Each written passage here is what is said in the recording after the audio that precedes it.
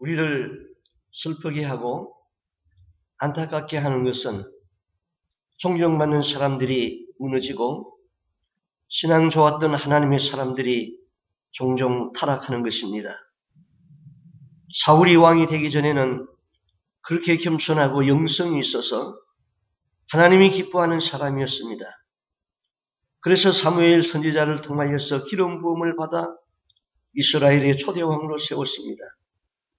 그런데 그가 왕으로서 세움 받은 후에 왕으로서 하면은 아니 될 일을 하여서 하나님으로부터 버림받게 되는 모습을 오늘 여기 사무엘상 13장 5절 이하에 기록하고 있습니다.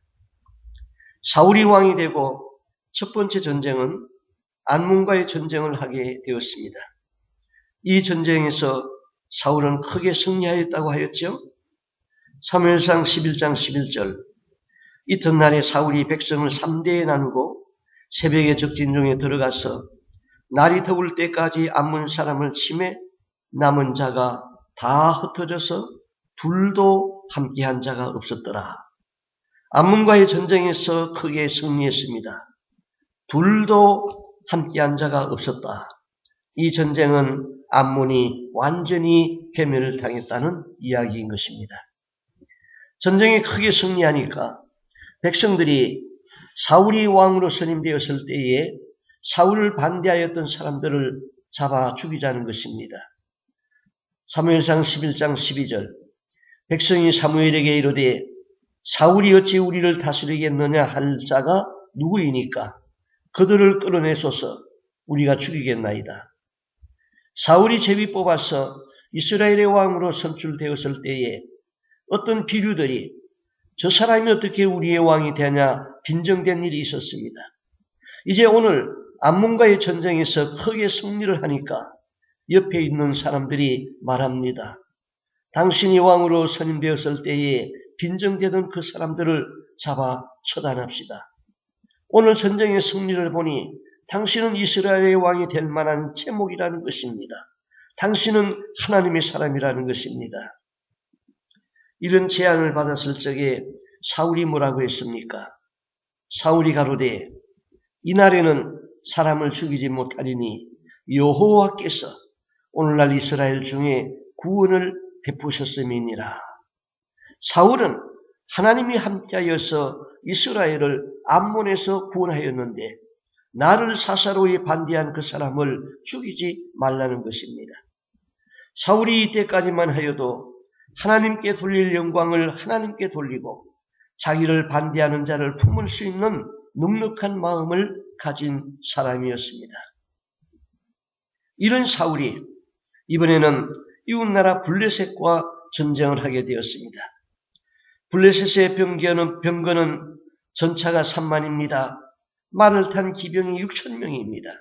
군사는 다 헤아릴 수 없어서 해변에 모래같이 많았더라고 했습니다.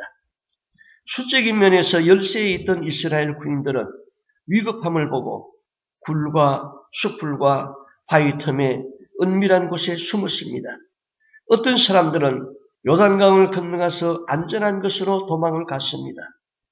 겁을 집어먹고 도망하는 군사가 늘어나기 시작하더니 나중에는 사울과 함께 남아있는 군사는 다 흩어지고 600여 명밖에 남지 아니했습니다. 옛날의 전쟁은 자기들이 믿는 신을 앞세워서 싸웠습니다. 전쟁은 블레셋에 믿는 신은 다곤 신입니다. 이스라엘의 신은 야훼 하나님이십니다. 이스라엘 백성은 전쟁에 나갈 때에 먼저 제사장이 와서 하나님께 예배를 드리고 전쟁을 했습니다. 구약시대 제사는 짐승을 잡아 불에 태워서 드리는 제사를 드렸죠. 그런데 그 제사의 집례는 율법에 반드시 웨이지파 아론의 자손에서 성별된 제사장이 집례하도록 규정되어 있었습니다. 전쟁이 일어나면은 제사장은 하나님 앞에서 제사를 집례하고 이렇게 외쳤습니다. 신명기 20장 2절 이하의 말씀이죠. 이스라엘아 들어라. 너희가 오늘날 너희 대적과 싸우려고 나왔으니 마음에 겁을 내지 말고 두려워 말며 그들로 인하여서 놀라지 말라. 너희 하나님 여호와는 너희와 함께 행하시며 너희를 위하여 너희 대적을 치고 너희를 구원하시는 자니라. 이렇게 먼저 제사장이 외치고 난 이후에 이제 전쟁을 시작했던 것입니다. 사울은 블레셋과의 전쟁에서 제사장 사무엘이 와서 제사를 침례하기로 약속이 되었습니다. 7일 안에 와서 제사를 침례하기로 약속이 되어 있었습니다. 그런데 사무엘이 오지 않습니다. 뭐 당시 전화가 있습니까? 무전기가 있었겠습니까? 연락이 되지 않습니다. 사울의 가슴은 초조하고 안타까웠습니다. 블레셋 사람은 진을 치고 공격 준비를 하고 있는 모습이 보였습니다. 블레셋의 막강한 군대를 보고 백성들이 겁을 집어먹었습니다. 도망병이 생기기 시작했습니다. 적군은 모래같이 많습니다. 하나님께 먼저 예배는 드려야 하겠는데 제사장 사무엘은 나타나지 않았습니다. 사무엘은 사울에게 일주일 만에 오겠다고 했는데 군인들이 일주일을 기다리지 못합니다. 전쟁에서 죽을까 하는 두려움 때문에 흩어집니다. 사울은 전쟁을 하려면 군인들이 있어야 되는데 군인들이 도망을 하니 도망가는 군인들이 도망가지 않게 하지 않도록 이를 수습해야 했습니다. 이런 상황에서 군대의 총수인 사울은 당황했습니다. 그래서 사울은 명령합니다. 하나님께 드릴 제물을 가져오라. 내가 침례하겠다. 사울은 율법의 규례를 어기고 짐승을 잡아 제사를 드렸습니다. 제사가 끝나니까 제사장 사무엘이 왔습니다. 사무엘이 와보니까 분위기가 이상합니다. 사무엘이 물었습니다. 왕이 무슨 일을 했습니까? 사울이 이렇게 변명합니다. 블레셋 군사는 우리를 치려 내려오고 나는 전쟁을 하기 전에 하나님께 은혜를 얻어야 하겠는데 당신은 약속한 날짜에 오지 않아서 부득이하여 번제를 드렸나이다. 그때 사무엘이 무엇이라고 책망합니까? 왕이 망령되이 행하였도다. 이 말은 왕이 미쳤다 이런 말입니다. 당신 정신이 나갔소 이런 말입니다. 사무엘의 그 뒷말이 사울이 범한 죄에 대한 하나님의 심판의 말씀입니다. 왕이 하나님 여호와께서 왕에게 명하신 명령을 지키지 아니하였도다. 왕이 하나님의 말씀을 지키었다면 왕의 나라가 영영히 길었거니와 지금은 왕의 나라가 길지 못할 것입니다. 하나님은 당신을 버리고 하나님의 마음에 맞는 사람을 찾아 이 나라의 지도자를 삼을 것입니다. 이것이 사울이 하나님께 버림받는 첫 번째 이유입니다. 사울이 행한 잘못은 무엇입니까? 우리가 볼 적에는 상황이 어쩔 수 없는 상황이었습니다. 사울이 당면한 상황이 부득이한 상황이었습니다. 사울이 부득이하여서 율법을 어겼습니다. 제사장만이 할 수 있도록 규정한 직무를 왕이 행했습니다. 이것은 율법의 금한 일입니다. 번제의 제사는 반드시 레위 지파에서 세움받은 제사장이 번제를 드리도록 율법으로 규정하여 놓았습니다. 사울은 레위 지파 사람도 아니고 베냐민 지파 사람이고 그는 제사장이 아닌 왕이었습니다. 또 사울이 드린 예배의 목적이 흩어지는 군사, 도망가는 군사들을 도망하지 못하게 하기 위하여서 예배를 드렸습니다. 예배의 목적은 그런 것이 아닙니다. 예배의 목적은 창조주 하나님께 영광을 돌리고 하나님의 은혜를 구하는 것입니다. 사울은 예배의 목적도 잘못되었습니다. 사울은 상황이 부득이하여 율법을 어기고 번제를 드렸습니다. 이스라엘에 가면은 예루살렘에 역사박물관 홀로코스트가 있습니다. 독일 나치에 의하여서 600만 명이 희생된 유대인들의 학살 기념관입니다. 그들은 자기 민족 유대인들이 받은 고난을 잊지 않기 위하여서 검은색으로 건물을 지었습니다. 그 안에 들어가면은 가스실에서 죽어가는 비참한 사진들과 그들을 고문한 물건들이 진열되어 있습니다. 그리고 나가는 출구에 이런 글이 있습니다. 망각은 파멸을 가져오지만은 기억은 구원의 기적이다. 그 아픈 과거의 역사를 다 보면서 나갈 때 잊어버리면은 당신은 파멸이다. 유대인들은 고난받은 것을 잊지 말자고 하였는데 우리는 하나님으로부터 은혜 받은 것을 잊어버리지 마십시오. 우리는 하나님의 은혜를 쉽게 잊어버리는 데에 문제가 있습니다. 사울이 이 전쟁에서 암몬과 전쟁할 때처럼 하나님이 함께하여서 크게 이겼던 그 은혜를 잊어버리지 말고 그 은혜를 기억하고 하나님만 의지하였다면 얼마나 좋았겠습니까? 어제 나와 함께 하시던 그 하나님은 오늘도 나와 함께 하십니다. 시험이 있을지라도 끝까지 하나님을 바라고 의지하면 능력의 손으로 잡아주십니다. 결국 블레셋과의 전쟁은 사울에 대한 믿음의 시험이었습니다. 네가 끝까지 나를 소망하고 나를 의지하느냐? 아니면 상황이 급하면 네 생각대로 나라를 다스리겠느냐? 우리가 하나님을 의지하는데 가장 어려운 것이 만약입니다. 만약에 하나님이 도와주지 아니하면 상황이 어떻게 될 것인가? 그러면은 내가 가진 지식, 내가 가진 판단으로 행합니다. 순교자들의 믿음은 죽으면 죽으리다. 그 믿음으로 순교의 길을 걸었습니다. 오직 예수이고 오직 말씀이었습니다. 사울에게는 그런 믿음이 없었습니다. 사울이 마지막 몇십 분을 참지 못해서 이를 그르치고 말았습니다.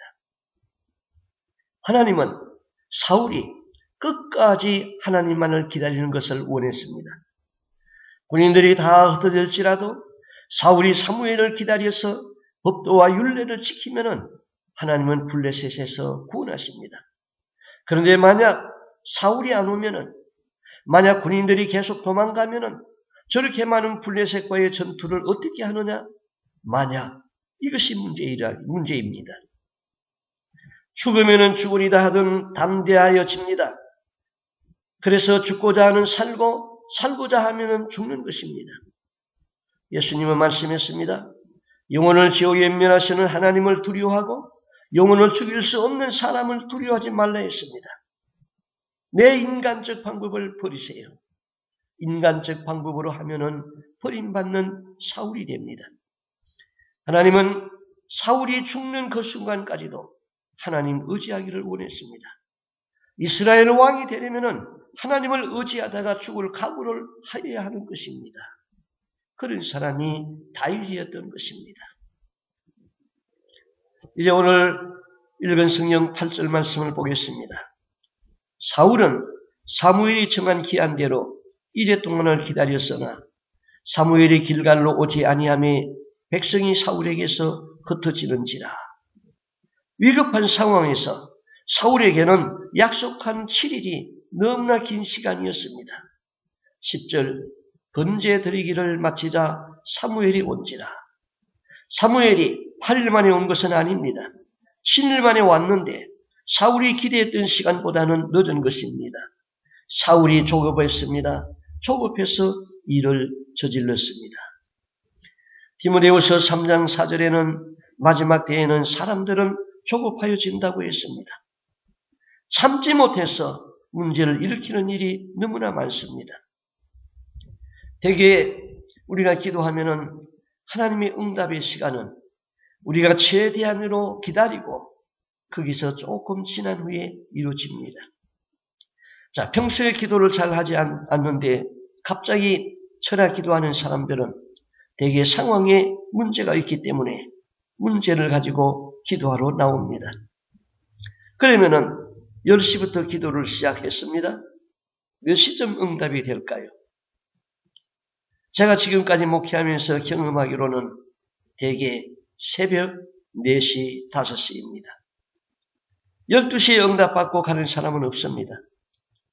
그렇다고 12시까지 자고 4시가 응답 시간이다. 4시에 기도하자. 그러면 응답이 없습니다. 초저녁부터 기도하면서 내 마음의 형질이 바뀌어지고 회개하고 낮아지고 하나님이 전부이고 애쓰고 몸부림치고 울고 부르짖고 그러다 보니 새벽 4시 5시가 됩니다. 그 시간에 하나님은 응답하십니다. 그래서 어떤 분이 책을 썼는데 시속 5마일로 달리시는 하나님, 이런 책을 썼습니다. 나는 급합니다. 시속 100마일로 달려가야 합니다. 그런데 하나님은 내 생각보다 늦습니다. 느림보 하나님입니다. 그러나 하나님은 때를 아시는 분입니다. 응답하여야 할 시간과 응답하여야 할 때를 아십니다. 도덕규범으로서 상황윤리라는 것이 있습니다. 상황윤리는 19세기 중반부터 신도덕으로서 나타났습니다. 이것 때문에 많은 사람들의 도덕 기준에 혼란이 오기 시작했던 것입니다. 상황윤리는 1966년에 조셉 플래처가 쓴 책의 제목입니다. 개인이나 교회나 신앙의 공동체에서 윤리적으로 선택할 때에 상황을 고려해야 한다는 것이죠. 많은 젊은이들이 이 상황윤리를 따랐습니다. 그 책의 내용은 이렇습니다. 동부에서 서부로 향하는 개척시대에 한 그룹이 인디안이 사는 인디안 촌을 밤에 소리 없이 지나야 했습니다. 만약에 인디안들에게 발견되면 전쟁이고 그들의 수로 인디안을 당할 수가 없습니다. 다 죽습니다. 일행 중에 한 어린아이를 얻고 가는 어머니가 있었습니다. 그런데 이 아기가 갑자기 울기 시작했습니다. 주위 사람들이 아이를 죽이라고 합니다. 아이의 어머니가 아이를 죽입니다. 상황윤리에서는 이 어머니의 행동은 죄가 되지 않습니다. 이웃을 살리기 위해서 아들을 죽였습니다. 그 일은 예수가 십자가에서 죽어서 죄인을 구원한 것과 같다고 합니다. 우리는 실수도 할 수 있고 감정에 치우칠 때도 있고 거짓말할 때도 때로는 있습니다. 그렇게 하고 싶은 것이 아니라 상황이 부득이하여서 그렇게 하였을지라도 그것이 죄가 아니라면 회개할 필요가 없습니다. 상황이 부득이하였다고 죄가 아닙니까? 이런 이야기도 있죠. 2차 대전 당시에 독일의 한 여자가 러시아의 군인에게 붙잡혀 갔습니다. 그래서 소련 우크라이나 수용소에 수감되었습니다. 그의 남편은 연합군에게 포로가 되었습니다. 그런데 남편은 얼마 있다가 석방되었습니다. 우크라이나 수용소에 있던 아내는 수용소 내의 지휘관의 도움으로 남편이 석방되었다는 소식과 함께 남편이 흩어져 있는 자녀들을 다 찾아서 데리고 있다는 소식을 듣게 됩니다. 그러나 소련 수용소에 수감된 아내는 고향에 돌아갈 수 있는 길이 없습니다. 그런데 거기서 석방될 수 있는 유일한 길은 여자는 임신을 하게 되면 석방을 합니다.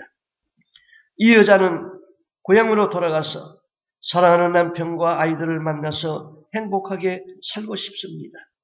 그래서 자기에게 친절하게 대해주는 간수를 붙들고 자기를 임신시켜달라고 합니다. 그 여자는 마침내 임신하였습니다. 수용소에서 석방을 받아 고향으로 돌아와서 남편과 자녀들을 만납니다. 그리고 곧 간수의 아기를 낳습니다. 아기는 모든 가족의 사랑을 받는다고 이야기합니다. 이 아기 때문에 아내가 돌아올 수 있었고 이 아기 때문에 가족이 만날 수 있었다는 것입니다. 이러한 상황에서 이 여자의 간수와의 간음은 간음이 아니라는 것입니다. 그 간음의 동기는 남편을 사랑하기 때문이고 그 간음의 목적은 남편과 결합하기 위해서이었습니다. 그러므로 이런 상황에서 그 간수와의 간음은 죄가 아니라는 것입니다. 이것이 상황윤리자들의 주장인 것입니다. 제가 피닉스에서 목회한 적이 있었습니다. 그때 한국에서 유학 온 유학생들의 부인이 상당히 많았습니다. 그들과 성경 공부를 하다가 질문을 했습니다. 이런 상황에서 간음은 죄냐 죄가 아니냐. 그게 한 15명 이 정도의 사람들이 있었는데 그 중에 40%는 죄다 그랬습니다. 또 죄 아니다 한 사람이 한 40% 되었습니다. 그리고 20%는 잘 모르겠다 그랬습니다. 여러분은 어떻게 생각합니까? 여러분은 상황윤리자입니까? 부득이하면은 하나님의 말씀을 버립니까? 여러분이 상황윤리자가 되어서는 안 됩니다. 부득이하다고 말씀을 버리면 안 됩니다. 부득이하다고 하나님의 말씀을 버리면은 하나님도 천사들 앞에서 그를 모른다고 했습니다. 고문을 견딜 수가 없어서 예수를 부인하면은 구원받을 수 없습니다. 보수주의 신학자들은 상황윤리자들을 공격합니다. 상황윤리자들이 가지고 있는 신론의 맹점이 있습니다. 우리가 믿는 하나님은 초자연적인 하나님입니다. 죄를 짓지 아니하면서도 고향으로 돌아갈 수 있도록 할 수 있는 능력을 가지신 그 하나님을 믿느냐 이것입니다. 아기를 죽이지 않고서도 살릴 수 있는 기적을 베푸시는 하나님을 믿습니까? 당신은 전능하시고 초월하시는 그 하나님을 믿습니까? 역사 속에서 일하시고 역사를 움직이는 전능하신 하나님을 믿습니까? 전능하사 천지를 창조하신 하나님을 믿사오며 이 신앙 고백을 믿습니까? 우리는 이런 상황 속에서 어떻게 해야 할 것인가? 전능하신 하나님을 믿고 기도해야 됩니다. 이런 상황 속에서 나는 죄를 범치 않아도 나를 구원하실 하나님을 믿어야 합니다. 죽으면 죽으리라는 결단이 있을 때에 하나님은 능력을 베푸십니다. 만약에 내가 약하여 죄를 범하였다면 그것을 합리화시키지 말아야 합니다. 나는 죄를 지었습니다 하고 십자가 앞에 나가야 됩니다. 이런 상황에서 부득이하여 행한 일은 죄가 아니라고 한다면 이 사람은 죄를 회개할 기회를 잃어버립니다. 죄가 아니라 한다면 회개가 필요 없습니다. 그러면 양심은 점점 화인마련 양심으로 마비되어 갈 것입니다. 사울은 부득이하다고 하지 못할 일을 했습니다. 부득이하다고 믿음의 정도를 버리고 이탈했습니다. 부득이하다고 하나님의 말씀을 버렸습니다. 사울은 상황 속에서 일하시고 상황을 변화시킬 수 있는 전능하신 하나님을 의지하지 못했습니다. 자, 19세기, 20세기의 초에 도덕윤리가 상황윤리였다면 오늘날 21세기 이 시대는 포스트 모더니즘 시대라고 합니다. 윤리의 기준이 십계명이 아닙니다. 한 개인에게 있습니다. 그래서 간음죄는 처벌할 법이 없습니다. 저희들끼리 좋아서 하는 짓인데 왜 죄가 되느냐 그런 것이죠. 동성연애, 우리끼리 좋으면은 네가 간섭할 일이 아니다. 윤리의 기준이 없어졌습니다. 세상은 사탄이 어두움의 권세로 장악해 버렸던 것입니다.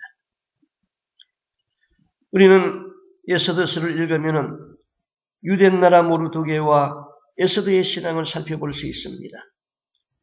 유대나라가 바벨론에 망하고 그 백성이 바벨론의 포로로 끌려갈 당시 예레미야 예가를 참고하면은 예루살렘에 남은 백성은 노인과 젖먹이와 어린아이만 남고 모두 포로로 잡혀갔다는 것을 알 수 있습니다. 70년 포로 생활의 고역이 끝난 후에 예루살렘에 귀환한 유다 백성은 스룹바벨을 중심하여서 3차에 걸쳐 5만여 명의 숫자만 귀환했습니다. 나머지는 바벨론에 다 정착하게 됩니다. 유다로 돌아오지 못하고 바벨론에 남은 유다 백성에게 큰 위기가 왔습니다. BC 478년에 아하수에로 왕이라고 그랬죠. 교과서에서는 페르시아의 크레르크세스 왕이라고 기록되어 있습니다. 그 왕 때에 왕의 신복 하만이 제2인자로 권력을 잡고 있었습니다. 그때 왕궁에는 포로로 잡혀온 유다인 모르드게가 문지기로 있었습니다. 하만이 그 왕궁 문을 달아들면은 모든 사람들은 땅에 엎드려서 머리를 땅에 대고 하만에게 경배를 했습니다. 모르드게는 하만에게 그런 경배를 하지 않았습니다. 그런 경배는 하나님에게만 하였지 사람에게는 하지 않았기 때문입니다. 하만은 모르드게를 볼 때마다 기분이 상했고 모르드게를 괘씸하게 생각했습니다. 하만은 모르드게만 보면은 기분이 상하고 자존심이 상했습니다. 하만은 왕 다음 가는 2인자라는 권력으로 왕에게 관하여서 포로로 잡혀온 유다 백성은 다 죽여야 된다고 간계를 꾸몄습니다. 그리고 그렇게 죽여도 좋다는 왕의 조서를 마침내 받아냈습니다. 왕의 조서는 어느 날 몇 월 며칠에 유다인들을 다 몰살하라는 왕의 조서가 바벨론 120도에 다 하달되었습니다. 이제 유다인을 죽이라는 그 날짜가 점점 다가오고 있습니다. 유다인의 몇십만 명이 숙청을 당해야 하는 운명의 절박한 날이 다가오고 있었습니다. 이와 같은 절박한 상황에서 모르드게는 당시 아수르 왕의 왕으로 있던 에스더에게 연락을 했습니다. 에스더는 모르드게의 삼촌의 딸인데 일찍 부모를 잃어서 모르드게가 딸같이 키우는데 인물이 뛰어나서 왕궁의 왕비로 간택된 여자입니다. 그러나 그의 출신 성분이 유대인이라는 것을 감추고 있었습니다. 모르드게는 에스더에게 이렇게 전갈했습니다. 너는 왕에게 나가서 왕에게 관하여 유다 민족을 구하라. 에스더는 난감했습니다. 당시 왕궁의 규례는 왕이 부르기 전에 왕에게 나가면은 왕을 살해하려는 의도로 알고 누구든지 죽이게 되어 있었습니다. 다만 한 가지 예외에는 왕이 가지고 있는 그물, 그 취봉을 내밀면은 그 끝을 잡으면은 살 수 있었습니다. 에스더는 모르드게에게 이렇게 신합니다. 왕의 신복과 왕의 각도 백성이 다 알거니와 물은 남녀하고 부름을 받지 아니하고 안뜰에 들어가서 왕에게 나아가면은 오직 죽이는 법이요 왕이 그자에게 금호를 내어 밀어야 살 것이라. 이제 내가 부름을 입어 왕에게 나아가지 못한 지가 이미 30일이라. 자, 이 전가를 받은 모르드게는 다시 회신합니다. 너는 왕궁에 있으니까 모든 유다인 중에 홀로 면하리라 생각하지 말라. 이때에 네가 만일 잠잠하여 말이 없으면은 유다인은 다른 데로 말미암아 노임과 구원을 얻으려니와 너와 네 아비 집은 멸망하리라. 네가 왕위의 위를 얻은 것은 이때를 위함이 아닌지 누가 아느냐? 네가 왕위의 위를 얻은 것은 이때를 위함이 아닌지 누가 아느냐? 네가 말하여야 할 때에 말하지 않으면은 너와 네 아비 집은 멸망한다. 그러나 유다 백성은 다 망하지 않는다. 다른 데로 노임을 받는다. 에스더는 결심을 합니다. 유다인을 다 모으고 나를 위하여 금식하되 밤낮 3일을 먹지도 말고 마시지도 마소서. 나도 나의 시녀로 더불어 이렇게 금식한 후에 규례를 어기고 왕에게 나아가리니 죽으면 죽으리이다. 죽으면은 죽으리이다. 전 유다 백성은 3일간 금식하며 하나님께 기도하였습니다. 에스더는 시녀와 함께 3일 금식했습니다.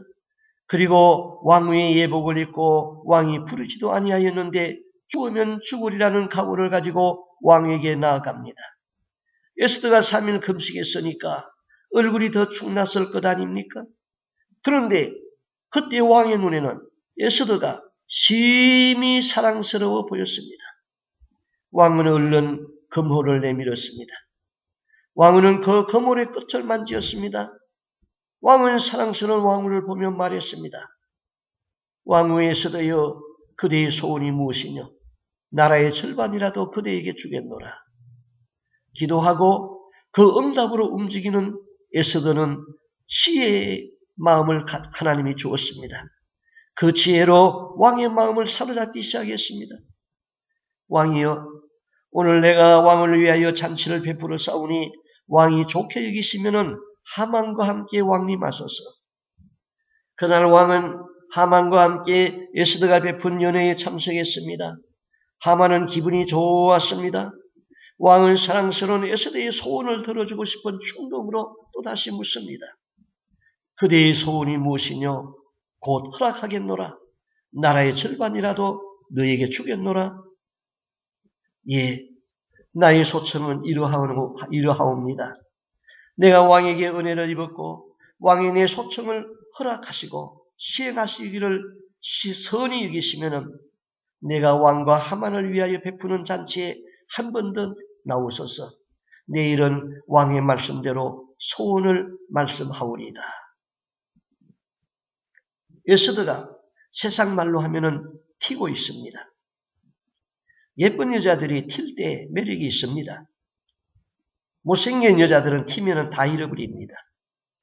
내가 예쁘다고 생각하는 여자들은 연애할 때 좀 튀어보세요.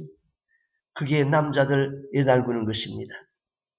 그런데 신앙생활 하면서 튀는 사람들이 있습니다. 그건 아주 매력 없습니다. 신앙은 오직 순종이 아름다운 것입니다. 왕은 에스더가 튀는 바람에 그 하루가 얼마나 긴지요. 어서 에스더가 베푼 연회에 참석하고 왕으로서 왕후의 소원도 들어주고 싶습니다. 왕의 마음이 에스더를 향하여서 사랑에 들끓고 있습니다. 다음 날도 연회석은 준비되었습니다. 하만의 마음은 연일 즐거웠습니다. 그러나 왕궁 문 앞에 이르면은 자기에게 엎드려 경배하지 아니하는 모르드게를 보면은 이 모든 기쁨이 결코 그에게 만족하지가 않았습니다. 그래서 그는 모르드게를 나무에 달아 죽이기 위하여서 50규빗의 높이 약 22m나 되는 나무를 세웠습니다. 에스더가 베푼 둘째 날 잔치에 왕과 하만이 참석했습니다. 왕은 다시 에스더에게 소원이 무엇인지를 물었습니다. 왕은 사랑스러운 왕후 에스더를 보면은 이 나라의 절반이라도 떼어주고 싶었으나 그 사랑을 받아주지 아니하고 버티고 있는 에스더에게 나의 사랑을 받아달라고 구걸하고 있는 것입니다. 에스더는 결정적인 순간에 소원을 이렇게 말합니다. 왕이여, 내가 만일 왕의 목전에서 은혜를 입었으면은 왕이 선히 여기시거든 내 소청대로 내 생명을 내게 주옵소서. 내 요구대로 내 민족을 내게 주옵소서. 나와 내 민족이 팔려서 죽임과 도륙함과 진멸함을 당하게 되었나이다. 왕이여, 당신의 안에 나를 살려주십시오. 나를 죽이려는 자가 있습니다. 왕은 놀랐습니다. 이렇게 사랑스러운 왕을 죽이려는 자가 누구인가? 왕은 소리쳤습니다. 감히 이런 일을 심중에 품은 자가 누구며 그가 어디 있느냐? 하만이니이다. 왕은 진노하여서 자리에서 벌떡 일어났습니다. 하만을 향한 왕의 분노는 맹렬했습니다. 분을 참을 수가 없었습니다. 왕은 왕궁 순간 하만은 두려워 떨면서 왕후 에스더에게 생명을 구걸하며 왕후의 글상이 엎어졌습니다. 왕이 왕궁 후원으로부터 돌아오니까 하만이 왕후 에스더가 앉은 글상 위에 엎드린 것을 보았습니다. 왕은 더 진노하여서 말했습니다. 저가 궁중 앞에서 왕후를 강간까지 하고자 하는가? 왕의 말이 떨어지자 경호원이 와서 하만의 얼굴을 씌웠습니다. 결국 하만은 모르드게를 죽이기 위하여 세운 나무에 자신이 달려 죽었습니다. 왕은 하만이 끼고 있던 반지를 빼어서 모르드게에게 끼웠고 하만의 집은 모르드게가 관장하게 되었습니다. 유다인을 진멸하기로 내렸던 왕의 조서는 취하되었습니다. 오히려 유다인을 진멸하려던 원수들은 진멸되고 그 재산은 탈취되어서 유다인에게 나누어 주었습니다. 많은 이방인이 유다인을 부러워하고 스스로 유다인 되기를 원했습니다. 모르드게는 왕궁에서 존귀한 자가 되었습니다. 유다인은 대적에서 벗어나고 평안함을 얻었습니다. 슬픔이 변하여 기쁨이 되고 애통이 변하여 길한 날이 되었습니다. 바벨론에 남은 유다인은 이 날을 기념일로 정하였는데 그것이 성경에 나타나 있는 불임절이라는 절기인 것입니다. 우리는 상황을 변화시킬 수 있는 하나님, 기적을 창출하시는 하나님을 믿어야 됩니다. 우리가 상황윤리자가 되면은 이 세상에는 순교자는 한 사람도 있을 수 없습니다. 많은 순교자들은 죽을 상황에서 믿음을 버리지 아니하고 죽음으로써 믿음을 지킨 자들입니다. 하나님은 어떤 상황에서도 믿음의 색깔이 바래지 않는 사람을 기뻐합니다. 어떤 어려운 상황에서도 하나님을 의지하고 하나님을 구하는 자에게 능력을 베푸시고 기적을 창출하십니다. 내가 상황이 부득이하다고 하나님의 말씀을 버리면은 하나님도 나를 버립니다. 사울이 부득이하여 하나님의 말씀을 버렸을 적에 사무엘은 사울에게 하나님의 뜻을 일러주었습니다. 이제 왕의 나라가 길지 못할 것입니다. 하나님은 당신을 버리고 그 마음에 합할 사람을 찾아 그 백성의 지도자를 삼을 것입니다. 하나님은 지금도 사람을 찾습니다. 여호와의 눈은 온 땅을 두루 감찰하사 전심으로 자기를 향하는 자에게 능력을 베푸시느니라. 히브리 3장 38절 오직 의인은 믿음으로 말미암아 살리라. 또한 뒤로 물러가면은 내 마음이 저를 기뻐하지 아니하리라. 우리는 부득이하다고 지극히 작은 일에도 하나님이 기뻐하는 일을 벌였습니다. 그러면서도 하나님의 손에서 쓰임받기를 바라는 모순에 살았습니다. 귀찮다고 내가 해야 할 일을 하지 않았습니다. 탐심이 많았습니다. 거짓말을 많이 했습니다. 미워하고 시기했습니다. 다 상황이 어쩔 수 없었다고 변명합니다. 하나님을 원망하고 우상 숭배했습니다. 갈수록 시대는 어둠의 권세가 득세하는 시대인데 신앙을 잘 지키다가 천국 들어갈 수 있겠습니까? 우리의 시간 다 기도하는 자세를 취하겠습니다. 그리고 이 찬양 후에 우리 통성 기도하도록 하겠습니다.